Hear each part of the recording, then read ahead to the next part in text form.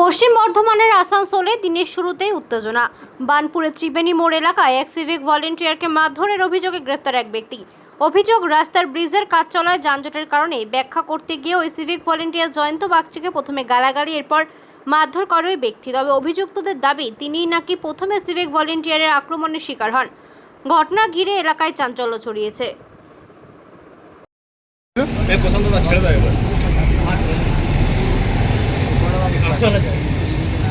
কি ঘটনাটা ঘটেছিল? কি ব্রিজের কাজ চলছে, রোডের ডিউটি করছিলাম আমরা। একদিকটা গাড়ি ছাড়ছি, একদিকটা যেহেতু ওয়ান ওয়ে, এইখানে এসে পরে এই দিকটা পুরো জাম লেগেছে, ওই দিকটা ছাড়ানো হচ্ছে।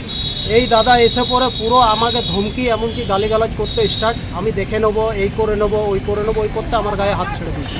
এই দেখুন আমাকে এই করে হাত ছেড়েছে, এমনকি পাবলিক এসেছে। বাস আর কিছু দেখছিল, সামনে ছিল। কি নাম তোমার? আমার নাম জয়ন্ত বাগচি।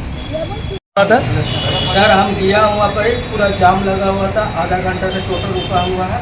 हम गया, भैया क्या बात है, ये इतना जाम क्यों है? बोला रोड बंद है, तुमको दिखाई नहीं दे रहा, तुम अंधा है? हाँ, अरे हम बोला हमारा हॉस्पिटल में बच्चा भर्ती है भैया, सीरियस है, हॉस्पिटल में थोड़ा आस्ते गाली करें। फिर बोला कि कितना देरी हो गया भैया। फिर वो बोला भोसड़ी वाला पाँच तो ज़्यादा बोलेगा, भाग गया सर, भाग गया सर। फिर मारने लगा सर हमको।